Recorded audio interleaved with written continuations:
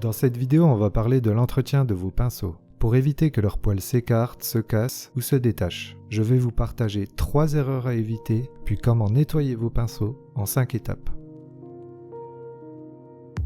Première erreur à éviter, ne laissez pas sécher de peinture sur votre pinceau.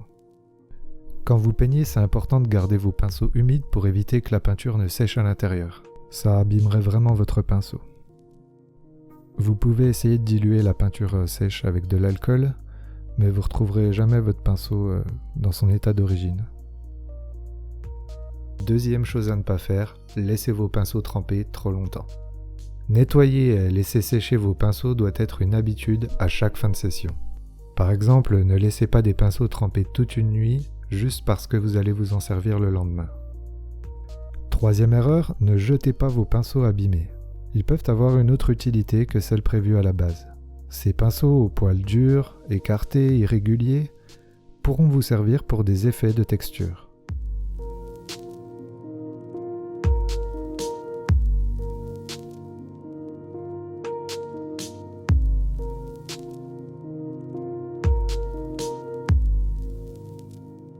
On va maintenant voir comment nettoyer ces pinceaux en 5 étapes.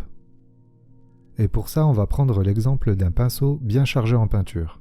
Ça peut arriver quand on applique une peinture épaisse ou qu'on a fait nos mélanges de couleurs avec un pinceau. Étape numéro 1, enlevez l'excédent de peinture en essuyant votre pinceau dans un chiffon ou du papier absorbant. Si comme moi votre pinceau est très chargé en peinture et en profondeur, vous pouvez prendre un couteau. Utilisez la tranche, commencez du bout de la virole et aller jusqu'à l'extrémité des poils tout en appuyant légèrement. Vous pouvez voir que j'ai déjà pu enlever une bonne partie de la peinture.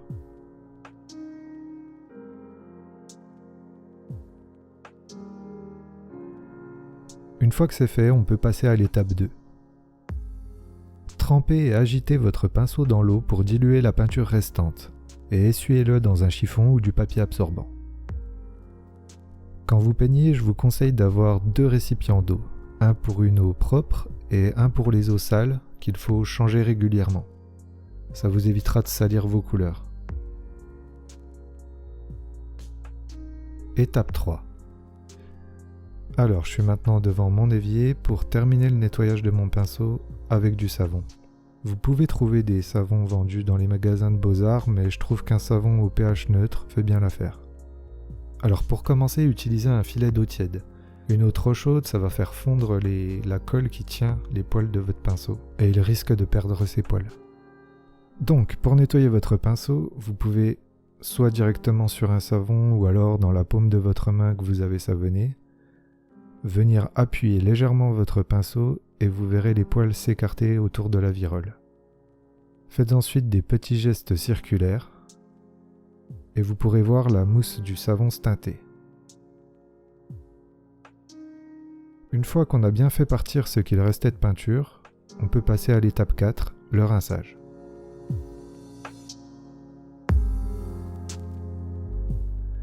Rincez votre pinceau en vérifiant bien qu'il n'y a plus de couleur.